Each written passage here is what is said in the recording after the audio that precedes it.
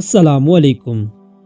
حضرت امام شافعی فرماتے ہیں کہ میں ایک مرتبہ خواب میں حضور اکرم صلی اللہ علیہ وآلہ وسلم کے دیدار سے مشرف ہوا تو آپ نے فرمایا کہ اے لڑکے تم کون ہو؟ میں نے عرض کیا کہ آپ ہی کی امت کا ایک فرد ہوں۔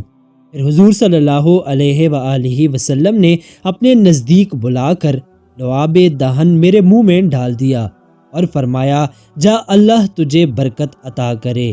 پھر اسی شب خواب میں حضرت علی رضی اللہ تعالیٰ عنہ نے انگلی میں سے اپنی انگشتری نکال کر میری انگلی میں ڈال دی۔ حضرت امام شافعی رحمۃ اللہ علیہ کی والدہ بہت بزرگ تھیں اور اکثر لوگ اپنی امانتیں آپ کے پاس رکھ جاتے تھے۔ ایک دفعہ دو آدمیوں نے کپڑوں سے بھرا ہوا ایک باکس آپ کے پاس بطور امانت رکھ دیا۔ اس کے بعد ایک شخص آ کر باکس لے گیا۔ پھر کچھ عرصہ بعد دوسرے شخص نے آ کر باکس طلب کیا تو آپ نے کہا کہ وہ باکس تمہارے ساتھی کو دے چکی ہوں۔ اس نے کہا جب ہم دونوں نے ایک ساتھ رکھوایا تھا پھر آپ نے میری موجودگی کے بغیر اس کو کیسے دے دیا؟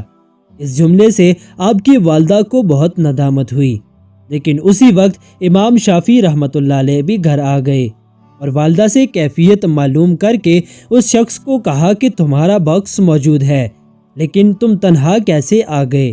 اپنے ساتھی کو ہمراہ کیوں نہیں لائے؟ جاؤ پہلے اپنے ساتھی کو لے آؤ۔ یہ جواب سن کر وہ شخص حیران و پریشان رہ گیا۔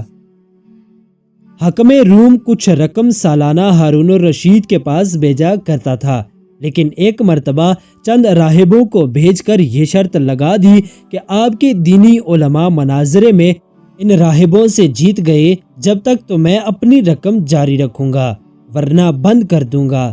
چنانچہ خلیفہ نے تمام علماء کو جمع کر کے حضرت امام شافعی رحمۃ اللہ علیہ کو مناظرہ پر آمادہ کیا۔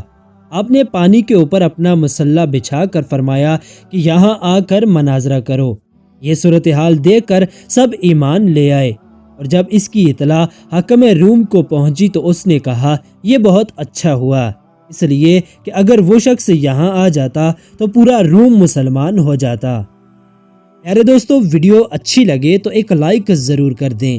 مزید ایسی ہی ویڈیوز دیکھنے کے لیے ہمارے چینل کو سبسکرائب کرنا نہ بھولیں۔